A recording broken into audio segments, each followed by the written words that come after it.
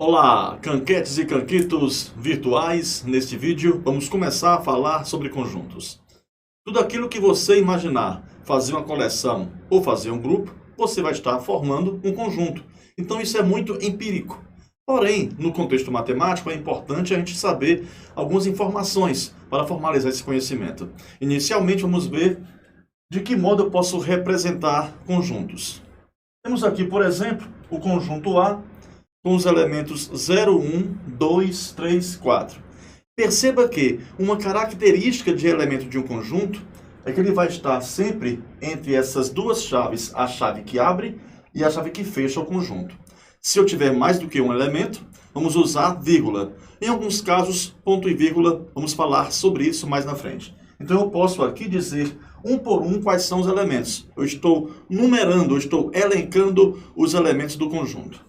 Um outro modo é dizer esse conjunto qual é a propriedade, qual é a característica comum a todos os elementos. Por exemplo, eu posso ver que o conjunto A, com os elementos 0, 1, 2, 3, 4, esses números que eu acabei de mencionar, eles pertencem ao conjunto dos números naturais.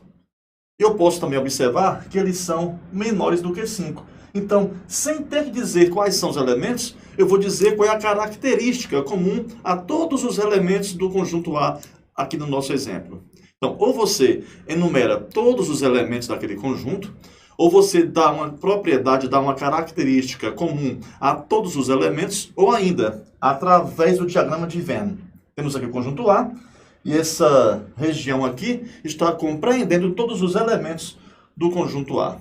Entenda que o conjunto A possui 5 elementos. Eu posso representar isso de que modo? Coloco aqui este N, entre parênteses, o conjunto A. Vejam vocês que eu indico sempre o conjunto com letras maiúsculas do nosso alfabeto. Então, de modo mais prático, eu poderia ler isso de que maneira? N de A igual a 5. Mas entenda o que isso significa. Número de elementos do conjunto A, ou número de elementos de A, é igual a 5. Bom, uma outra parte muito importante para falar para vocês é que existe algumas ferramentas que permitem que eu diga para você quais são os elementos daquele conjunto, porém, dando a você um intervalo. No exemplo 1, temos aqui o conjunto M.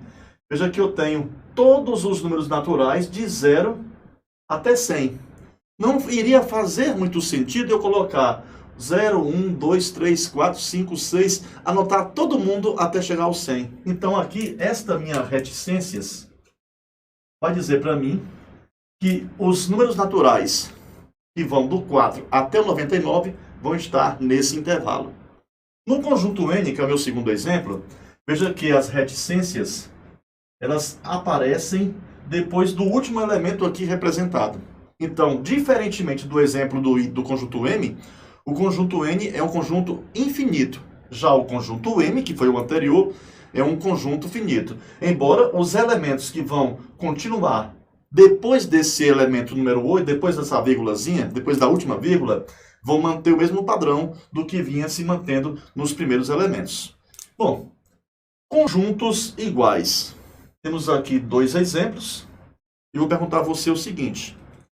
Olhando para o conjunto da esquerda e o conjunto da direita, você diria para mim que eles são iguais ou diferentes? Olhou? Se você respondeu que eles são iguais, você acertou. Então você entenda o seguinte. A ordem dos elementos num conjunto não tem importância. Existem sim as sequências numéricas, que é um outro assunto. Mas num conjunto comum, a ordem dos elementos não tem importância. Bora para o segundo exemplo. Temos aqui os elementos no conjunto da esquerda A, A, B, C. No conjunto da direita A, C, C, B, B. E aí, esses conjuntos são iguais ou diferentes? Quem falou que eles são iguais, acertou novamente. Eles são iguais. Cancão, por quê? Elementos que se repetem conta-se apenas uma vez.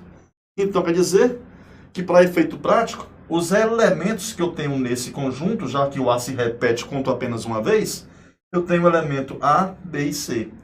Poderia até aparecer 5 vezes o elemento A, por exemplo. Ainda assim, contaríamos apenas uma vez. O conjunto da direita, eu tenho quais elementos? O C apareceu 2 vezes e o B apareceu 2 vezes. Acabei de comentar com você que elementos que se repetem, conta-se apenas uma vez. Então, aqui eu teria quais elementos? A, C e o B. E no exemplo anterior, eu te falei que a ordem dos elementos no conjunto não tem importância. Vamos ver aqui 2 exemplos interessantes. Bora imaginar aqui essa equação x quadrado menos 5x mais 6 igual a 0. Resolvendo lá por Bhaskara, usando também a passagem pelo delta, né? Delta é igual a b quadrado menos 4ac, e o Bhaskara é igual, o x é igual a menos b mais ou menos raiz de delta por 2a. Se você for curioso, tu vais encontrar como resposta o x1 igual a 2 e o x2 igual a 3.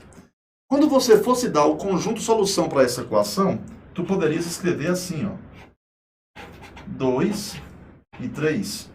Quem escrever 3 e 2 está errado? Não, é o mesmo conjunto. Isso também não vai ter importância. Temos agora aqui uma informação bem interessante, que é sobre o conjunto vazio. Se você quiser representar o conjunto vazio, tu tens 2 modos para fazer isso. Ou você coloca aqui a chave abrindo e fechando o conjunto, colocando nada dentro, ou então você coloca aqui esse ozinho cortado. A partir do momento que você colocar este símbolo aqui entre chaves, a chave que abre, entre a chave que abre e a chave que fecha, foi o que eu te falei bem aqui. O que estiver entre essa chave que abre e a chave que fecha está representando o elemento. Então, esta representação aqui não é representação de um conjunto vazio. Por exemplo, vamos imaginar que você está resolvendo a equação no universo do conjunto dos números reais e você encontrou que x quadrado vai ser igual a menos 4. Quando você fosse resolver isso, iria ter mais ou menos raiz quadrada de menos 4. Lá no universo dos complexos, teremos soluções, mas eu mencionei que seria no universo dos reais. Então, você colocaria aqui a solução para essa equação. Ou você vai colocar dessa maneira, ou dessa outra maneira aqui. Eu vou colocar na segunda maneira, mas isso não tem a menor importância. No próximo vídeo, vamos falar sobre relação de pertinência e relação de inclusão. Então, aguardo vocês por lá. Bons estudos e até mais.